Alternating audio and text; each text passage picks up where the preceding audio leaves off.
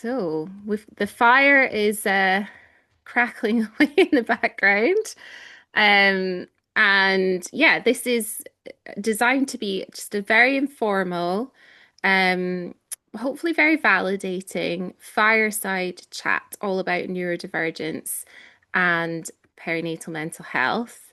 And because it's an informal chat, we'd love to invite your participation. So if you have anything that you want to add to the discussion, please feel free to pop it into the chat box.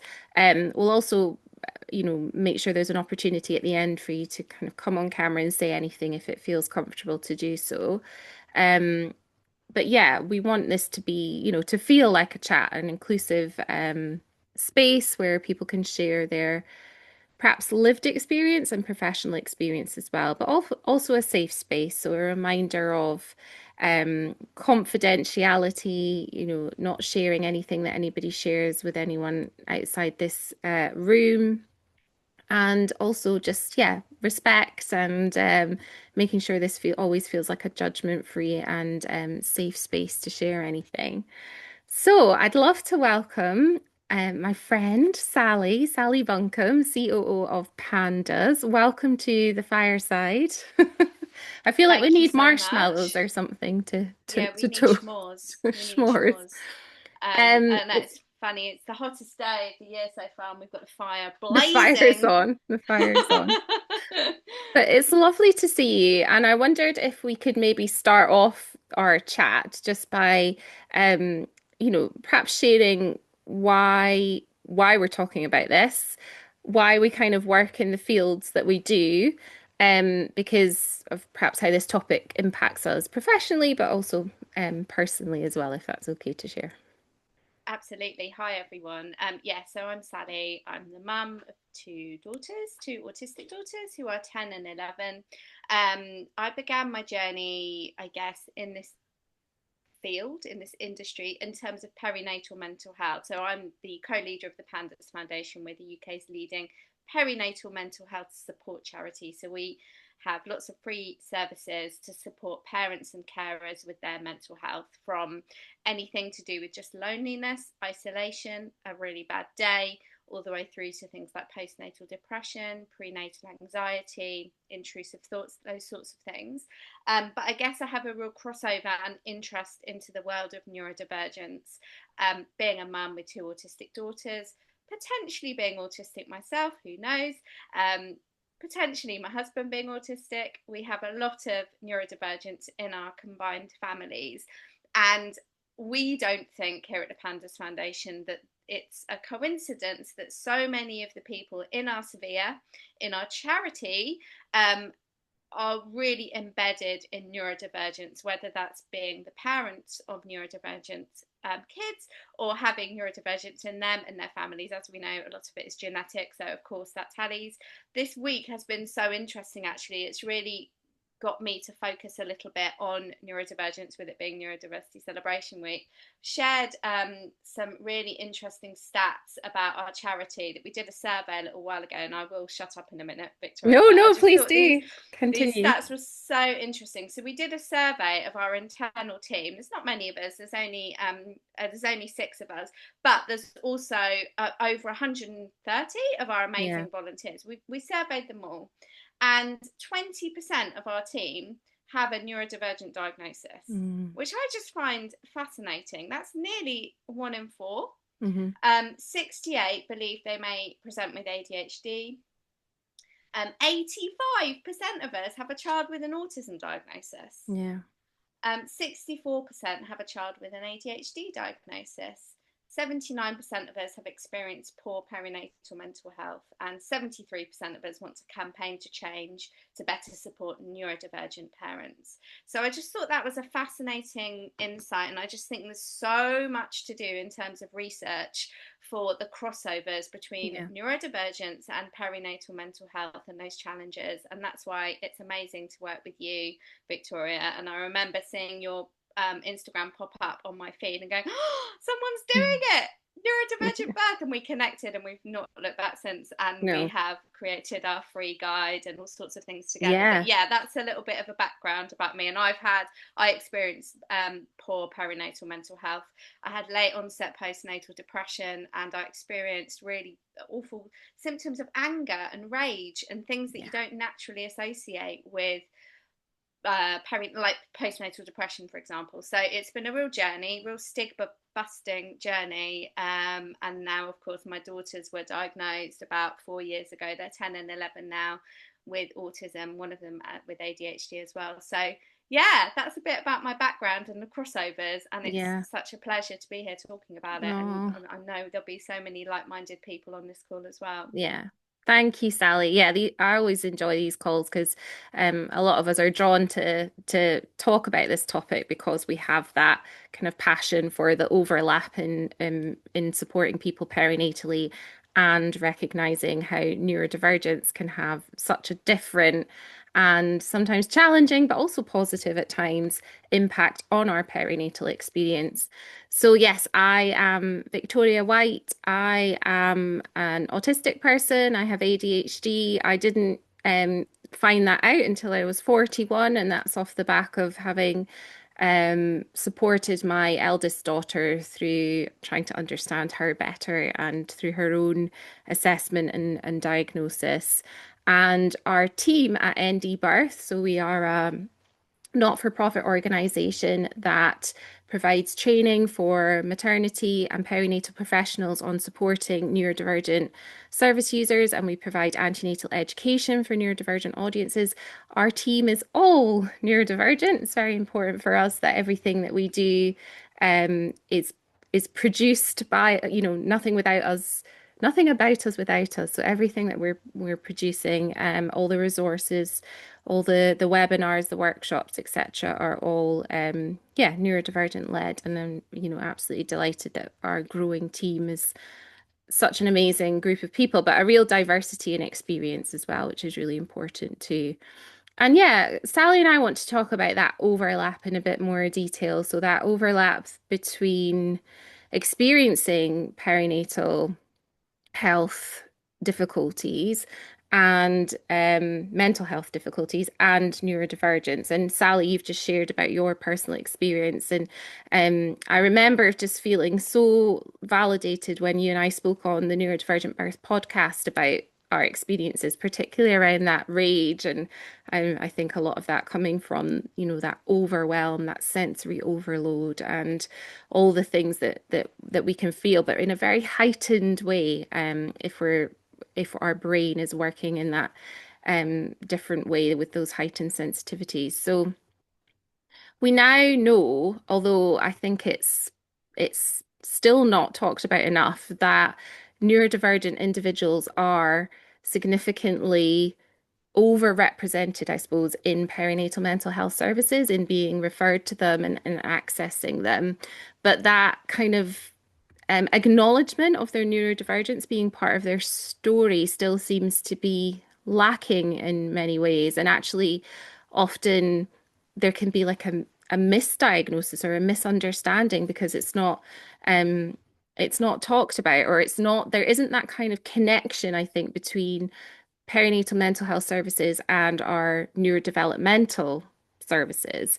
What's your experience of that, Sally? Are you recognizing? I mean, you've shared in terms of your team internally what that looks like, but in terms of the people who are accessing the support at PANDAS, are you seeing a lot of neurodivergent people in that It's cohort? definitely Yeah. something, yeah, it's definitely something that comes up. But again, there's still such lack of understanding and awareness that I Yeah. suspect a lot of people might not even know it about themselves. Like I certainly, I've only just starting to explore it in myself now because I've been so focused on my kids.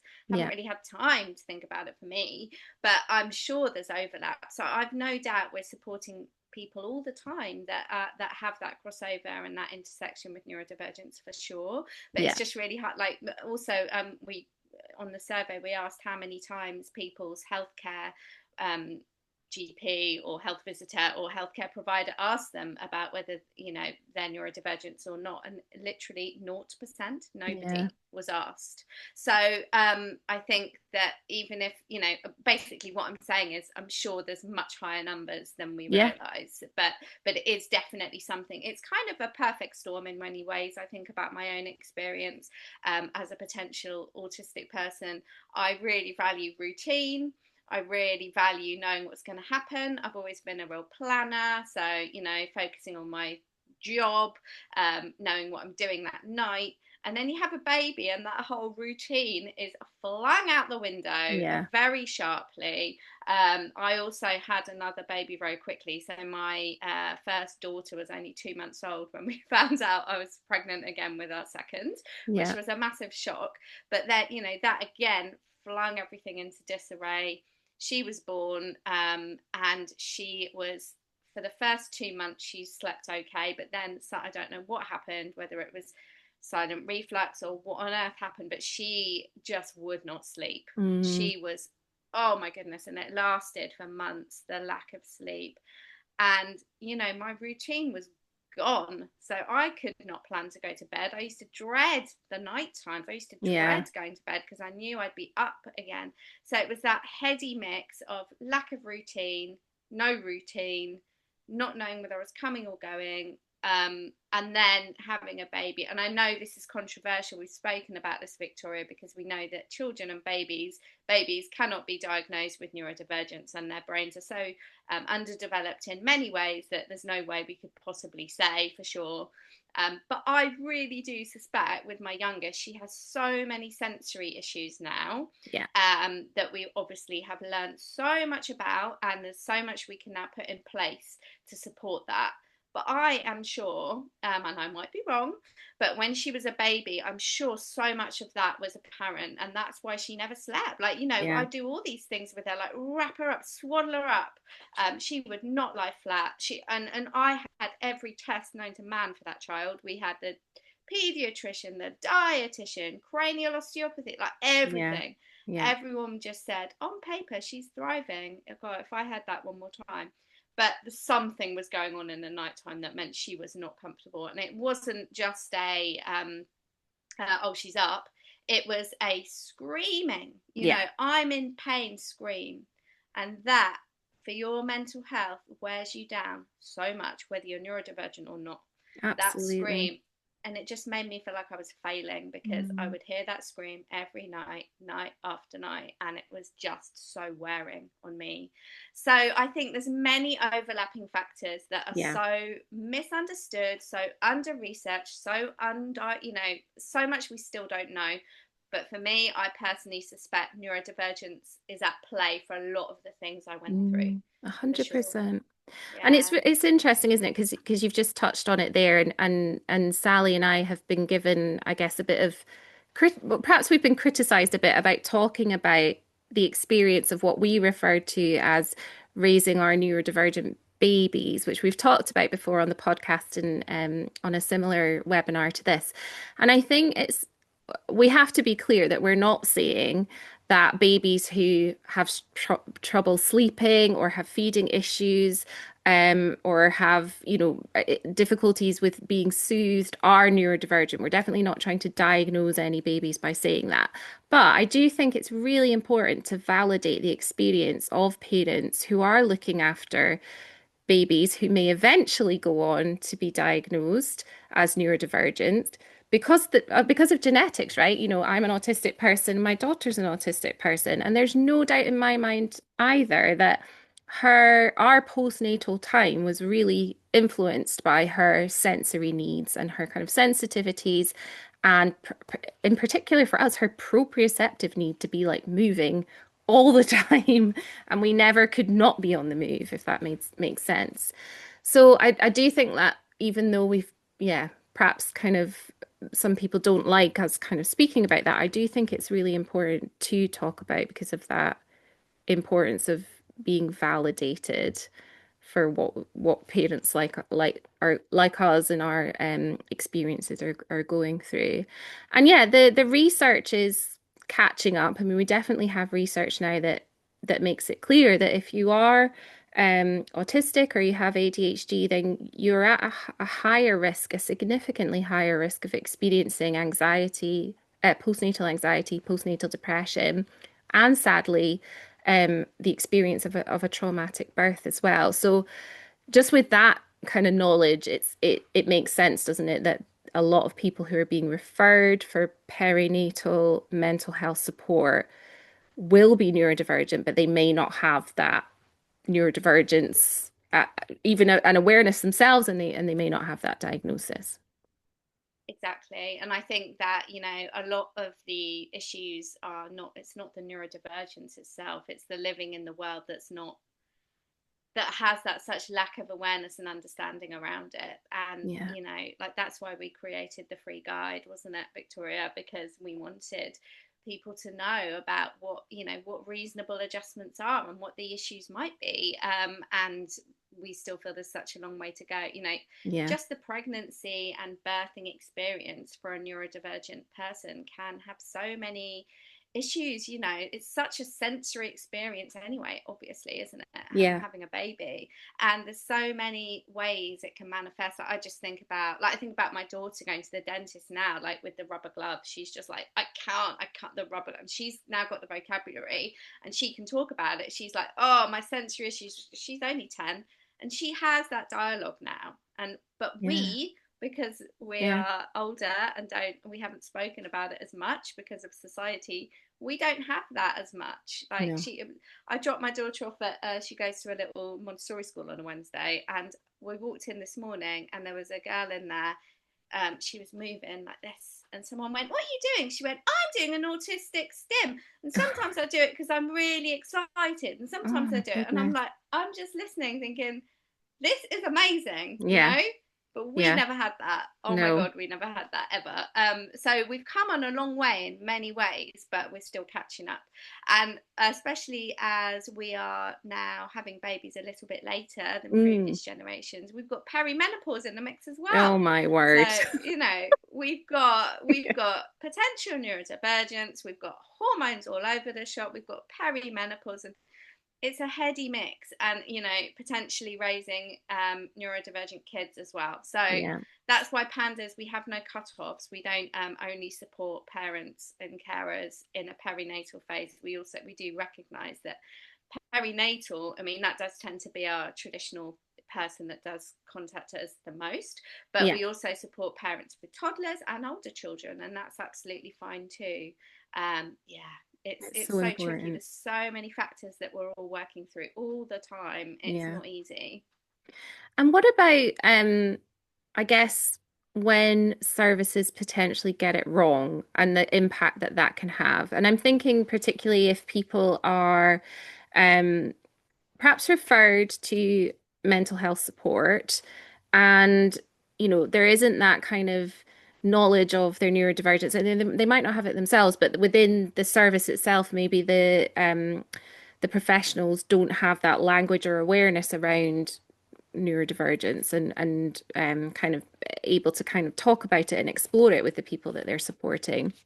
And then I guess we're at risk of being misunderstood, but also potentially misdiagnosed. So I suppose there's two parts to this. It could be that some of our neurodivergent traits or experiences might be misdiagnosed as like a mental health issue, and actually they're part of being neurodivergent. But also, the other side of the coin, I guess, you know, it, if we don't have those, um, if we don't have awareness of how neurodivergence impacts the perinatal time, and we don't have awareness of the co-occurring things that can be going on for us, particularly anxiety and depression, for example, then we might just attribute those to being neurodivergent and not that they need support in their own right. Does that make sense? It does, So yeah. yeah, that it can get really complex, I suppose, when you think about it like that. It can get really complex, and it can be so invalidating, especially if you do have that understanding of yourself and you kind of do know what you need, and you speak up about that, and then it's not listened to or understood. That can actually feel worse than if you not said anything in the first place, I Yeah, think. yeah, and there is a lot of misdiagnosis around. We see it all the time, and yeah, it's just so invalidating. There's many ways. There's many, like certain things. You could kind of like just one small reasonable adjustment could sort it, Mm, but if that's not done, it becomes a massive thing that snowballs and is worse and can it can get really. People are like antidepressants are suggested, or yeah. people feel broken. They're not broken, they just need some minor adjustments a Yeah. lot of the time.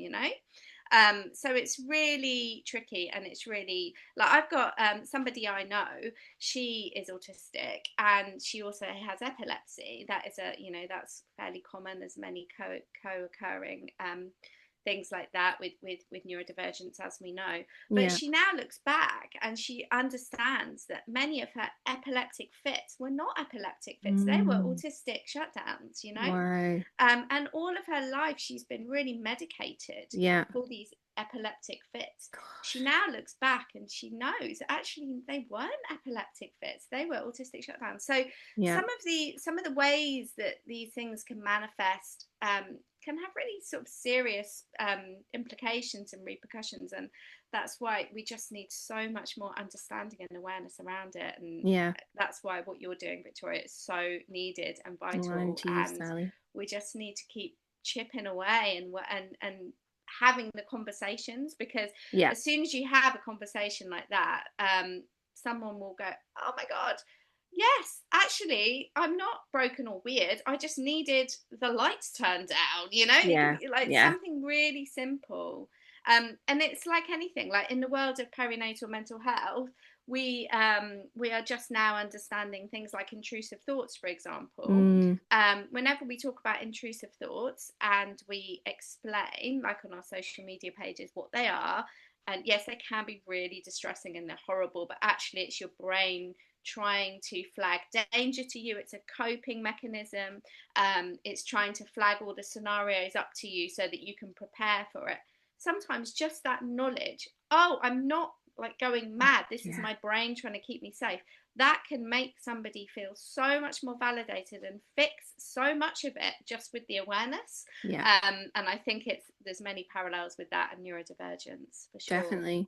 I don't think we can underestimate how important like the awareness piece is. And particularly, I really hope that we can get to a point where all antenatal education has this neurodivergent lens on it, because so many of us don't know about our neurodivergence at the point when we're perhaps accessing antenatal education, but also because the sort of psychoeducation, I suppose, around how you might feel if you're neurodivergent, particularly postnatally when all these different hormonal changes are going on, and we talk about often kind of dropping off that cliff, that hormonal cliff postnatally when the estrogen just plummets again, and that can really be very difficult for neurodivergent people who might have that hormonal sensitivity. It impacts how you access your dopamine in your brain, etc. But if you don't know some of that, even on just a very kind of high level about how that works, how your nervous system might be impacted as a neurodivergent person, then if you do have these struggles, then you're going to go straight to the shame and the guilt and the self-esteem plummeting and that I'm not good enough. Why can't I do this? And I was speaking to somebody this morning who said the word terror, and I thought, yes, I felt that. That feels really um relatable because it was the terror of getting it wrong, particularly if you have spent a lot of time, I think, perhaps preparing for this big life moment. Maybe you've done all the research and you've read all the books and the papers. And I certainly did that as a means of trying to feel in control of this big life transition that felt quite uncertain and felt out of control. But then we get to the start line of kind of going over that into parenthood. And if at that point we're not supported, we can feel that we did all the things and we have all the knowledge, but putting it into practice it's not happening. It's not working for us. We're struggling and we don't have that knowledge as to why we might be struggling. And that's when we go straight for the shame, the blame, and ultimately potentially like the depression and the anxiety. So, and I've lost my thread of thought, which is common. But I think, um, yeah, it needs to be part of education for everybody when we're thinking Yeah. about preparing to have a baby. And are you finding that people are more receptive, Victoria, because you do training, don't you? We've done your training. PANDAS volunteers have done your training, and I know they thought it was so useful. But Yeah. are you going into different spaces now to deliver that? Yeah. Yeah, there's definitely a momentum gathering in terms of people accessing um this as training, as awareness training. I think we're now working with more trusts. So we started, I guess, 2 years ago, initially mainly working with individuals and organizations like yourself. And now we're working with trusts coming to us and asking us to train their midwives or their perinatal professionals. So there's definitely kind of a shift. And I think there's two things probably um, behind that. There's a real focus on improving maternity care at the moment, particularly with the national inquiry that's led by Baroness Amos at the moment, and we're part of the working group with Make Birth Better that are responding to that. Um, but there's also a real momentum around the conversation of neurodivergence. I mean, a lot of that gets a negative kind of reaction from people, and even from not just in terms of social media, but even in terms of a government response to that. There's been that recent inquiry into is ADHD being overdiagnosed. Actually, it's really, really underdiagnosed. We're only seeing more people being diagnosed because we're starting to catch up with the knowledge of it not just being something that relates to the male child in the classroom who's really hyperactive. So there's a lot of catching up to do, and I think that's what we're seeing.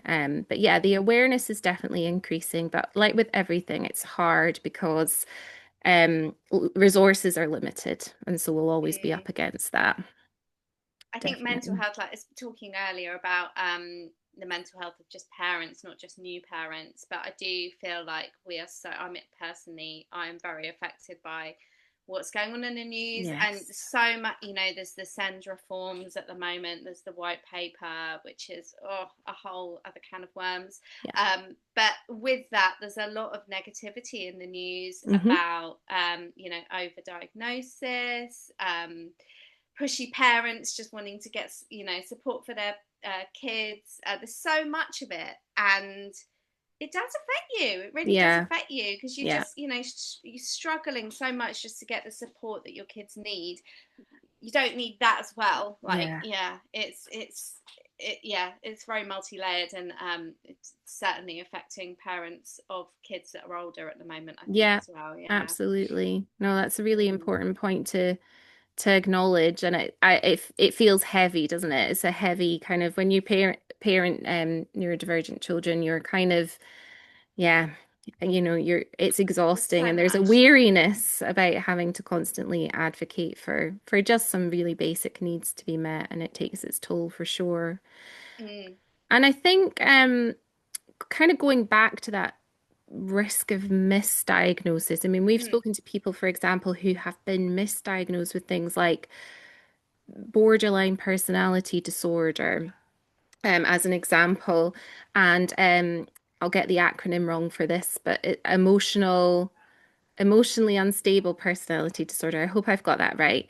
Um, and they've described those diagnoses, those misdiagnoses, which they then realized were misdiagnoses later on when they did have a diagnosis of their neurodivergence, as really actually being quite harmful and really, really kind of sort of misleading because then they were potentially treated for something that wasn't really at the root of what they needed support with, and that can, like you say, include medicines and treatments that kind of can be detrimental if they're not needed. So I suppose understanding that that might be part of somebody's story as well is quite important for services like yourselves who are supporting people with their I mental think so. health. I mean, we know how helpful it is to have the right diagnosis, Hmm. and we know how helpful it can be. You know, I know how helpful it's been knowing that my daughters are autistic Yeah, and learning with them about that. And you know, my eldest especially has such a positive relationship with her identity as an autistic person, and I love that. We're getting there with my youngest as well. It is coming, but mm, it's yeah, it's really important, and like I'm so confident in their diagnoses, and therefore I'm really confident when she's reading about autism and she's got books about it, and you know she's 11 now, so she's reading books about autism and periods, and you yeah, know all sorts of stuff around that, and you can see how beneficial it's been to have their diagnosis. yeah, Similarly, I can imagine how harmful it must be to have a diagnosis that's wrong, because yeah, you'd be reading up about, for example, borderline personality disorder. You'd be reading all the stuff about it and go, hang on, that's supposed to be me. And if that's wrong, yeah, it's an absolute head mangler, and it can be so damaging. And yeah, it's such a shame. It's such a shame that people go through that, but I do think it is really common. yeah. And Yeah, again, Yeah. really, just due really. to that lack of awareness about kind of exploring the possibility. And I think this kind of links in, not on purpose, but quite nicely to the campaign that we've launched this week, Sally, which is Think Neurodivergence First. And Mm-hmm. we've launched this to encourage people to get curious and to pause and to ask questions before making assumptions, because we recognize that many neurodivergent people are perhaps their ways of being and perhaps their experiences to somebody who's not neurodivergent, or who perhaps has a more narrow view of what it's like to be a parent and what attachment looks like, for example, with their infant, what an organized home looks like potentially, how someone communicates. These ways of being can be misinterpreted as, not being the right way to parent, or not being being potentially a red flag. So Mm. it can lead to that kind of mis understanding, but it can lead to more serious things like safeguarding referrals that are not actually needed, because actually the person is just showing a very different way of being and a different way of parenting. Parenting and being.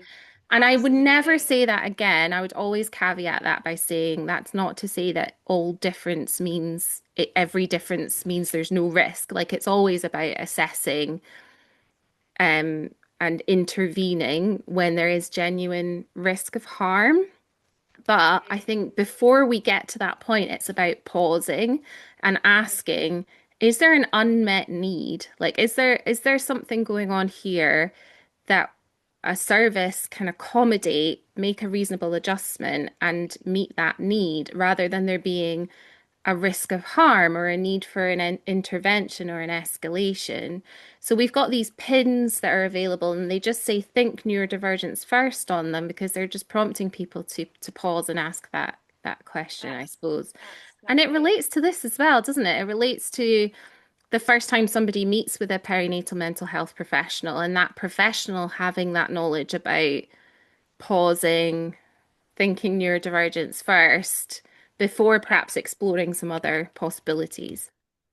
Yeah, and it's so relevant to so many different experiences, and there's so much judgment in society around parenting and the way we Oh my parent. And goodness. Yeah. when you add in neurodivergence, it is, you know, I'm just thinking about the hot topics. Breastfeeding. Yeah. Well, when you're breastfeeding and you're neurodivergent, it can be really, really difficult. Um, Also, when you're just parenting, so I'm thinking of like mine, not minor because they're really massive, but thinking about experiences in my parenting journey, like, you know, my daughter's so picky, she's a picky eater. I know parents of kids with ARFID, Yeah. and that is hard, and the judgment they get from other Oh, people because, you know, their child will only eat a certain brand of a food, or Yeah. they will only have these types of chicken nuggets, but they are just desperate for their child to eat. So they, they are doing what they need to do for the child. They're doing their absolute best for that child. But the judgment that might come around that, I know that for so long, even though I knew the best thing for my daughter, she has to sometimes, the way she regulates is to be in front of a screen. Yeah, And sometimes she will just have her dinner plugged into a screen. She can't absolutely. bear the confrontation of a dinner table, even with Yeah. her own family. A lot of the time, when she's feeling really resilient and she's in a good place, sometimes she can have a meal with us.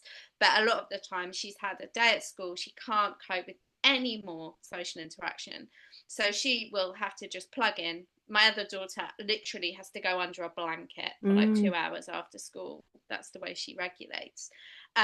And you know that that's the best for your children, but you're still yeah. filled with messaging from podcasts, from TV, from people saying the best thing for your family is for you all to sit down at dinner at the end of the day and talk about your day with a healthy meal. And you're Like the like, Bisto, the Bisto gravy advert when they're all sat around the table. exactly. Yeah. Exactly. And there's still so much of me that really wants that. Yeah.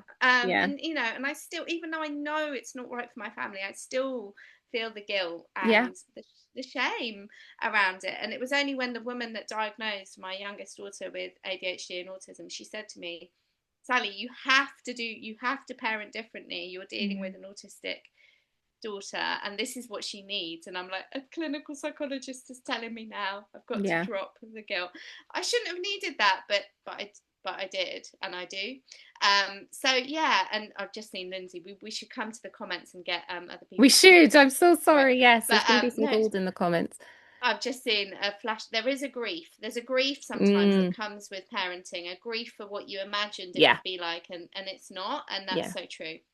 But I Yeah, think that becomes so loaded, doesn't it, when the shame kind of is alongside the grief, because I have to check myself sometimes, just like you, Sally. And even though I know this and I live this every day, and it's a long time since we've been able to have what some people might consider a regular family meal around a mm, table. But mm, even with that knowledge, I still question myself sometimes. Like yeah, maybe I yeah, yeah, could, yeah. maybe this should be happening. Maybe we could I do this. Am know. I just being I do too it. permissive? And I do. Yes, yeah, exactly. I do that all the time. Like we go out. Like we went out on Saturday for a lunch at Pizza Express, and my kids were both on the screen, and me and my husband were yeah, chatting, and it was nice. And they were occasionally chipping in, but I could still feel the judgment, of yeah. people. And even though they probably didn't give a monkeys, but I was, yeah. I'm like, oh God, people are thinking, look at those kids on their screen. Yeah, Yeah. it's hard. And I think when the judgment comes from professionals, it can feel extra heavy. And I've experienced that recently at the dentist Oh because yeah, my daughter has ARFID, so she has a really restricted palate. And to be honest, her diet is sugar heavy, and I feel all the feels about that in terms of the guilt. Um, but it's impacted her teeth. So she's already had a lot of dental work, and the way the dentist speaks to me about that is really, really judgmental. And they're I try looking at to it. explain, but Yeah, there isn't they're that just looking at awareness it literally from the teeth point of from the view. teeth point of view and the lens. They're not caring about any of the I'm other of the like, stuff going on. They are he teeth. needs to eat. They're head of teeth. Yeah, That's all. Yeah, I know. I've had it myself. It's yeah, it's it's really tricky. hard.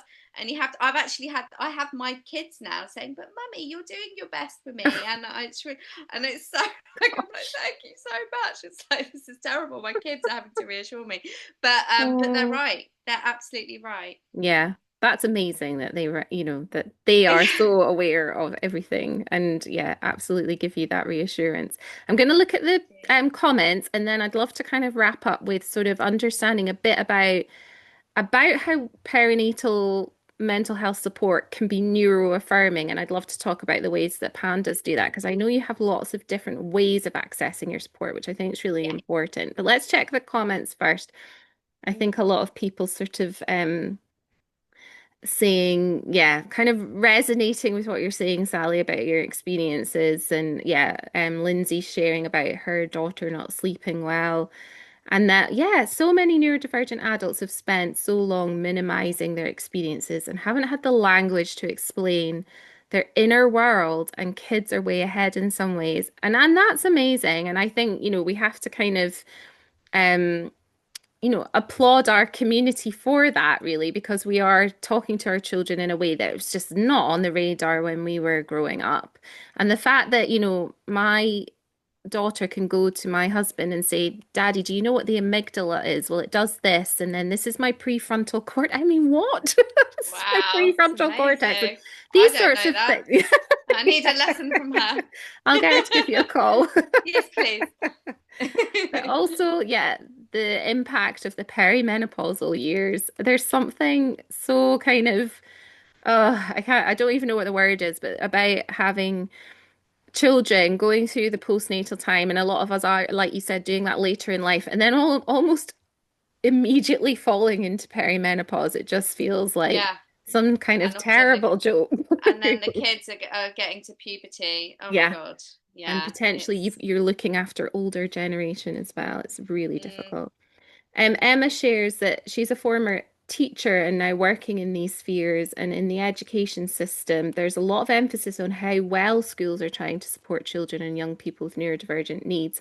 But the adult world doesn't reflect this. Yeah, things like visual clues, time reminders, and social stories for new parenting contexts would be so useful for so many people in so many situations.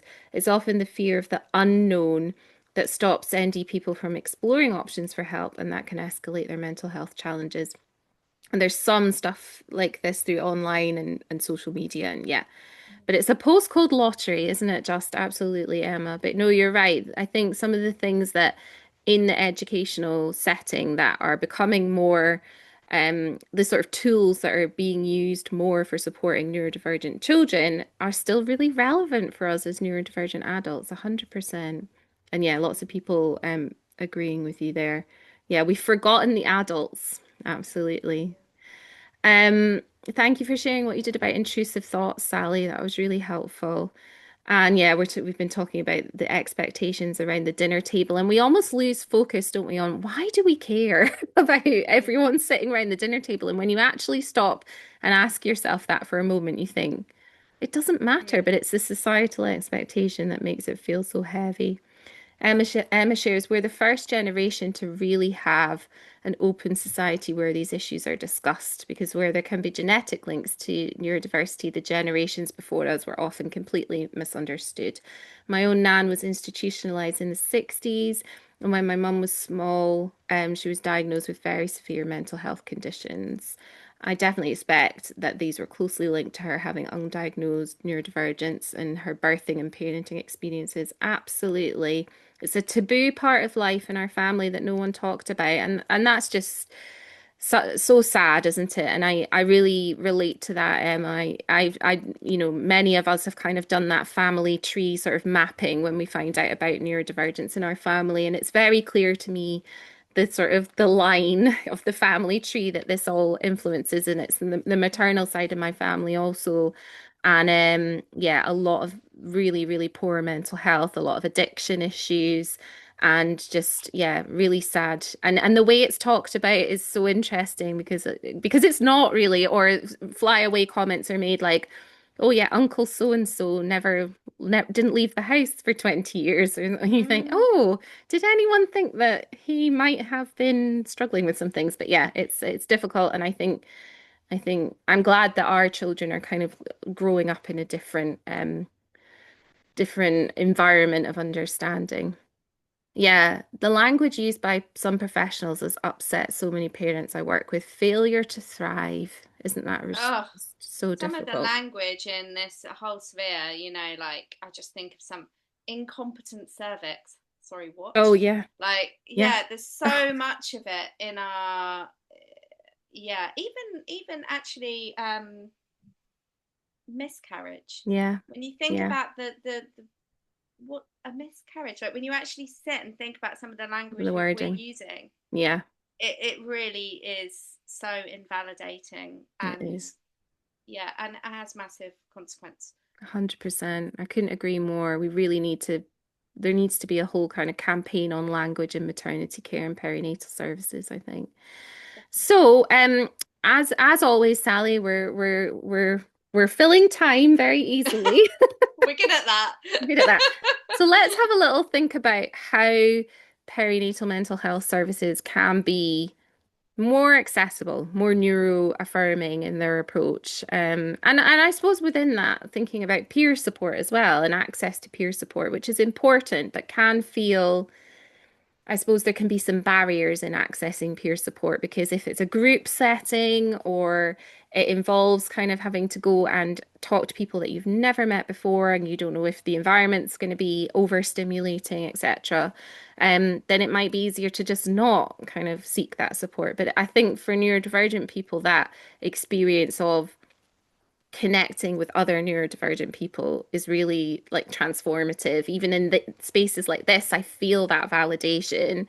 And I think at that time when you have a new baby, it can be really important. But yeah, let's talk about how pandas what the different ways that pandas offer support for people and Mm. how that can be neuro affirming.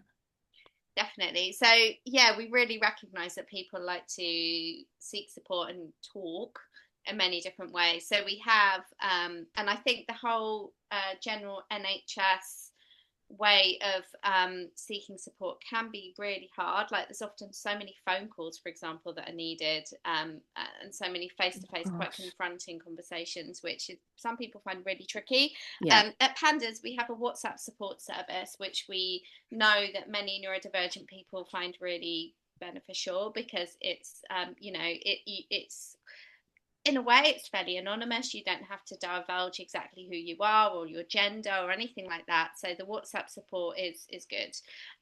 We also have a callback service if you did want to speak to somebody on the phone, which many people do. You can book a time that's convenient for you, and then they will call you at that time. We also do have face-to-face peer-to-peer support groups up and down the country if that is your bag and you'd like to meet people in person. But we also have Zoom support calls where you can come online just like this and Yeah. chat in a safe space. We do them twice a week. So there's one on a Thursday evening and one on a Monday morning. Also, really excited to let people know that we've got a whole host of new services coming up. It's called The Nest. So it's all very related to bird pause and with the sort of eventually flying and with that we have a really cool thing that we're launching soon, and it's an antenatal program, but it's specifically around preparing mentally for being a Mm, parent. So we know that there's some really good programs around the physical and the parenting. You know, you've got NCT, which is brilliant, and that's all about a lot around the birthing and the labour and preparing to be a parent in that regard.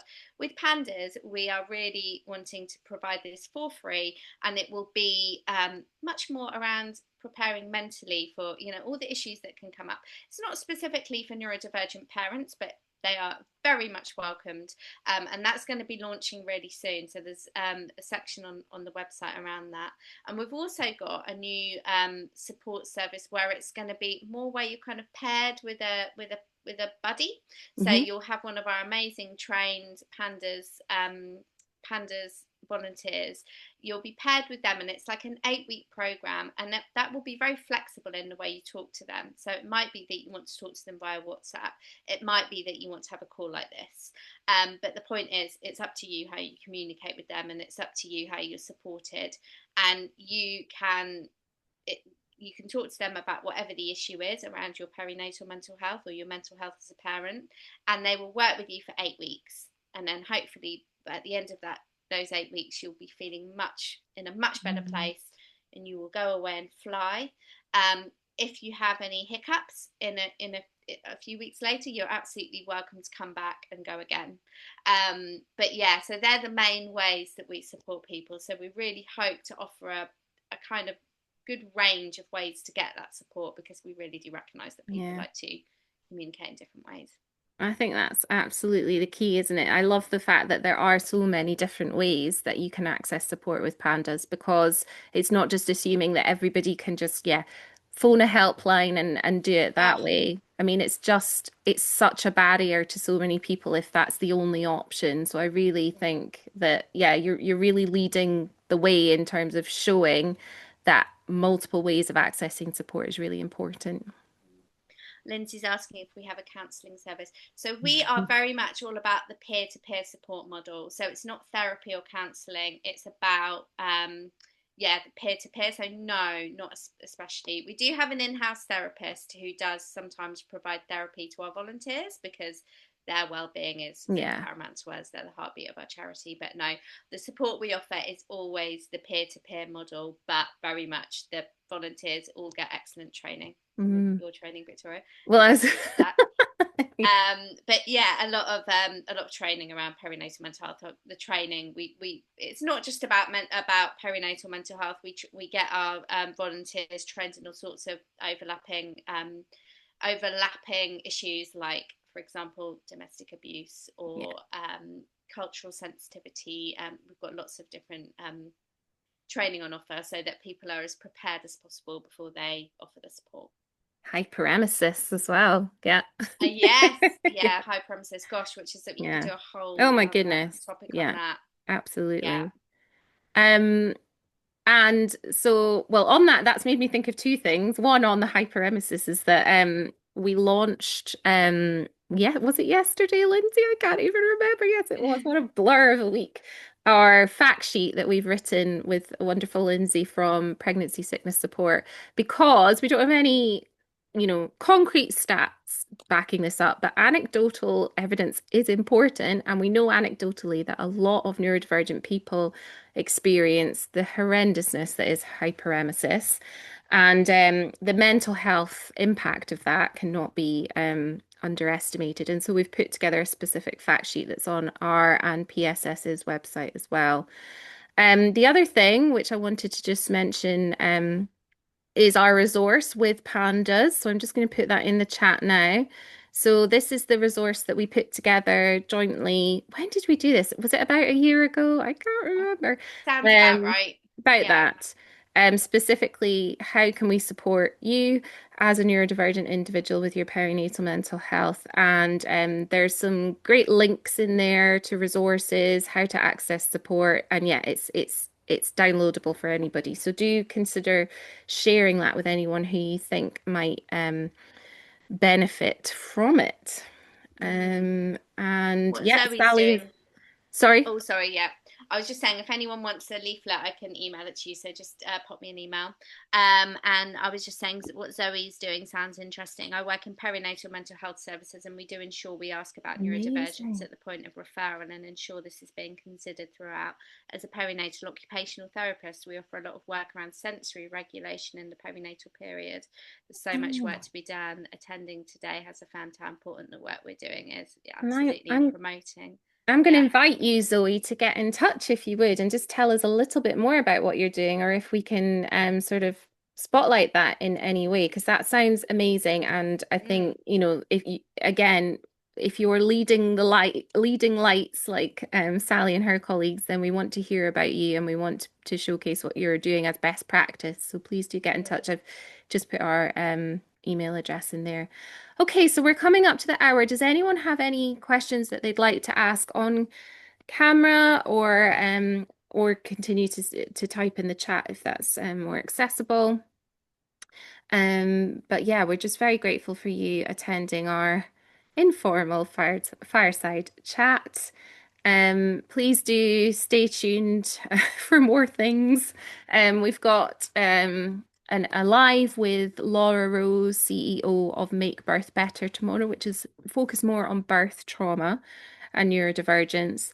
And then on Friday, we're going to be at, and I believe pandas are too, going to be at the Motherhood Group Black Maternal Health Conference in London. It's all day on Friday, and we will be checking in with you on our Instagram page and also launching the new season of our podcast. So do stay tuned for that. Lisa's got her hand up, Lisa, I can hello, see. lovely Lisa. Hi.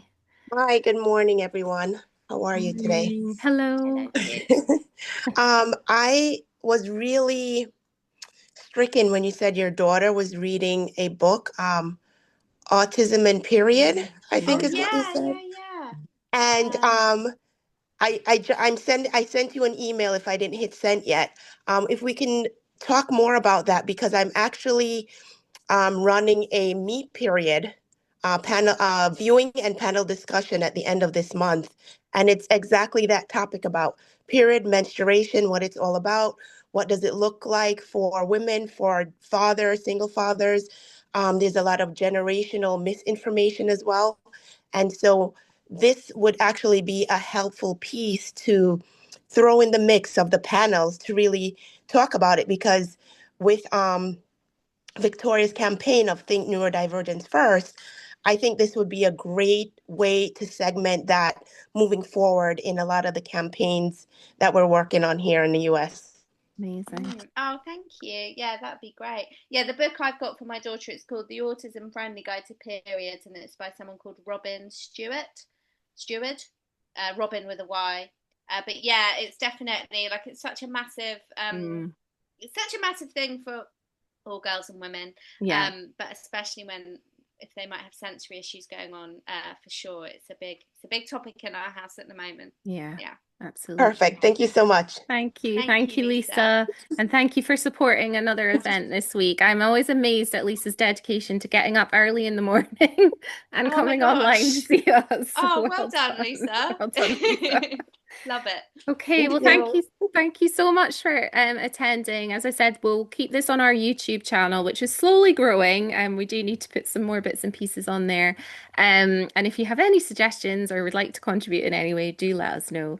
But thank you so much for attending and for supporting us during Neurodiversity Celebration Week. We're very grateful. Thank you, Sally, as always, for an amazing conversation. Oh, pleasure. Thanks so much for inviting me and lovely to see you all. Thank you. Bye for now. Take care. Bye bye. Bye. Bye.